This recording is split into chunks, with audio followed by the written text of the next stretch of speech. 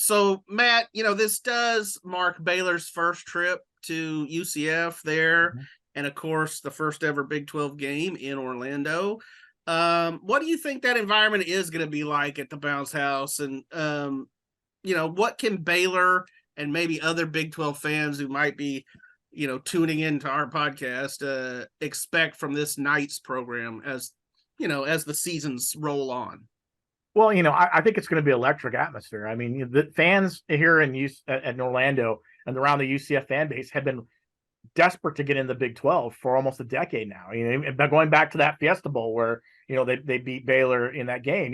They felt like it was time that they moved into the Power Five, and now to be able to be in the Power Five, they're excited about it. The mayor here in town is dedicated this a Big 12 hometown, and their support behind it from the fan base. I think they've sold out all their home games. They're excited about having different teams come in here. No disrespect to the American, but it's just a different level of play. You're going to see teams that you haven't seen before, and so they're excited about that. And I think the players understand that. Coming off a loss, especially, they want to showcase themselves for and the Big 12 when they get there. And it doesn't hurt that the commissioner is going to be there as well, and you're going to have the 2013 UCF team that started it all is going to be there as well to be honored. And so there's a lot of things kind of building up in this game that I think that will get the fans excited, get the team excited, and they want to say, listen, we have a lot to offer here. I mean, not just the weather, not just the theme parks and the food and stuff like that, but this program has put a lot of effort over the last decade or so to elevate itself to this level, and it's been through facility upgrades, it's been through recruiting. I guarantee there'll be tons of recruits here that will be just itching to kind of see what happens there, and Gus knows that if they want to continue that trend where they have got one of the top, recruiting classes going into next season, they're going to have to showcase that. So all that together makes this an exciting time. I mean, again, a 3:30 kickoff is great in a lot of ways. I think the fans will be out there and you'll be tailgating for hours. So I think Baylor fans will see a very upbeat, excited fan base ready to go. Yeah. You mentioned that Fiesta Bowl. I was there. That was a fun bowl I experience. was too. So I remember that very distinctly. It was a fun bowl experience just from a standpoint of great media party. I remember that. Yeah. My former beat writer John Werner and I climbed Camelback Mountain on New Year's Day.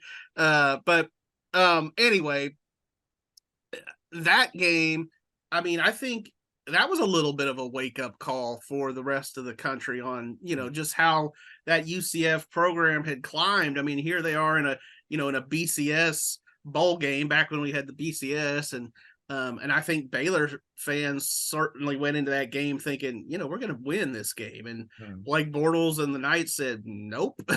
And to be fair, Baylor had a lot on its mind at the time. Texas was trying to steal away Art Briles as the coach, and so there was kind of a lot of distractions. That was a recurring storyline. That said, UCF just went out there and beat them, and I think when those four teams joined the conference this year, when they first made that announcement, we did some stories looking at who are these schools and da. And it's incredible to me the rise that UCF has kind of just done, because it's the youngest program in the Big 12 by far, but just steadily over the last 40 years has just kind of been climbing. Yeah, very much so. And like I said, that 2013 Fiesta Bowl kind of started it all. And I remember, it wasn't, when you talked about what Baylor had other things on their minds. I remember I talked to a bunch of former players this week about remembering back at that week, and they said what really kind of motivated them it wasn't so much Baylor as it was the fact that the national media was just, they thought that Baylor was going to win 70-7. Mm-hmm. And they said that they got so angry about that because they said, listen, we're a good team. And they told me they had 3 of their best weeks of practice leading up to that game. And they said they were near perfect. And they knew pretty much going in that game, they were going to win it. They felt like that was the kind of the feeling.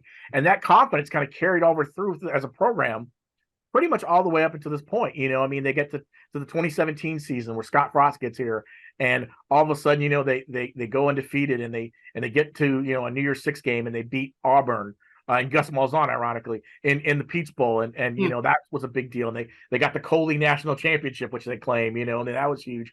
And then they get to 2018, and they go, you know, they were almost undefeated that season as well. If Mackenzie Milton doesn't get hurt, you know, against USF in that season finale, you don't know what could happen. Maybe they beat LSU and Joe Burrow in that Fiesta Bowl, and who knows? They'd won 25 straight games, so they just got to this point where everything just kind of clicked.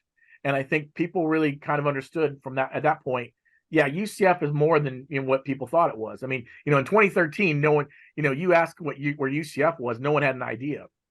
Now everyone talks about it, and of course the young fan base helps. They're on social media, they go out and they, you know, they have Twitter battles and all this stuff with fan bases, but you know, that's just getting themselves out there. And I think now you look at it, people more and more are talking about, okay, UCF is a program, you know, that is definitely on the rise.